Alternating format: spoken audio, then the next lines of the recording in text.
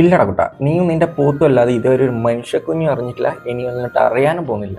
എന്തൊക്കെ ബഹളായിരുന്നു. പാലസ്തീൻ, മനുഷ്യ സ്നേഹം, കരച്ചല്, പിടിച്ചല്, അവസാനം എന്താ പറയാ, ഇവനെ തല്ലിയവനെ തിരിച്ചു തല്ലുന്നു, അത് മാസ് ബീജം ഇടുന്നു. ഞാൻ അഖിൽമാരെ പോലെ വളരുന്ന ഒരുത്തനാണ്, എന്നെ കുറെ ആൾക്കാർ ഉണ്ടാക്കാൻ വരും, അതൊന്നും എനിക്കറിയാം. ഡേ നീ ആരടേ?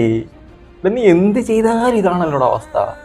ഇപ്പം നിന്റെ തനിക്കോണം ഇടയിൽ ഓരോ ആൾക്കാർക്ക് മനസ്സിലായി. അതായത് നീ മനുഷ്യ സ്നേഹിയാണോ, നീ എന്ത് തരം സ്നേഹിയാണെന്ന് മനസ്സിലായി. നീ മുന്നേ പാലസ്തീനെ സപ്പോർട്ട് ചെയ്യാത്ത ആൾക്കാരെ മൊത്തം വർഗീയവാദി, സംഘി, മറ്റേതാണെന്നൊക്കെ പറഞ്ഞ ഡയലോഗ് അടിച്ച നീ ആടാ ശരിക്കും വർഗീയവാദി.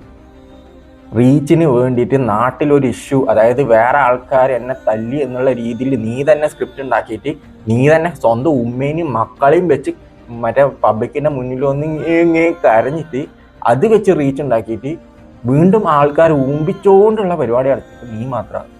ഇവിടെ നിന്നെപ്പോലെയില്ലേ വർഗീയവാദി ഈ ലോകത്ത് വേറെ ഉണ്ടാവില്ല റീച്ചിന് വേണ്ടി ചെയ്ത്. എന്നിട്ട് ഒരു ഉളുപ്പില്ലാണ്ട് ഇവനെ തന്ത വന്നിട്ട് എനിക്ക് മെസ്സേജ് അയച്ചു, കണ്ടവൻ്റെ തീട്ടം നിന്ന് നാറിയെന്നൊക്കെ പറഞ്ഞുകൊണ്ട്.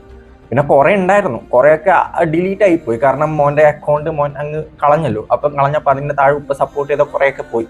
ആദ്യം എനിക്ക് അറിയത്തില്ലായിരുന്നു ഇവൻ്റെ ഉപ്പാന്ന്, പിന്നെ വേറൊരാളാണ് എന്നോട് പറഞ്ഞത്. ഈ നാറിയ കമന്റ് ഇട്ട നിന്നോട് എനിക്കൊന്നേ പറയാനുള്ളൂ, ആദ്യം നീ നന്നാവും, എന്നിട്ട് നിന്റെ കുടുംബത്തിലെ മോനെ നന്നാക്കും, എന്നിട്ട് ബാക്കിയുള്ള നാട്ടുകാരാണ് നന്നാക്കാൻ പോകുന്നത്. പിന്നെ ഞാൻ റീച്ചിന് വേണ്ടിയിട്ടൊക്കെ തന്നെയാണ് വീഡിയോ ഇടുന്നത്. പക്ഷെ ഇതേപോലെ നാട്ടുകാരും വെച്ച് സ്വന്തം ഉമ്മനെയും പെങ്ങളെയും വെച്ചുകൊണ്ട് സ്ക്രിപ്റ്റ് ഉണ്ടാക്കി നാട്ടിൽ വർഗീയത കൊണ്ടുവരുന്ന രീതിയിൽ റീച്ച് ഉണ്ടാക്കാൻ ഞാൻ നിന്നിട്ടില്ല.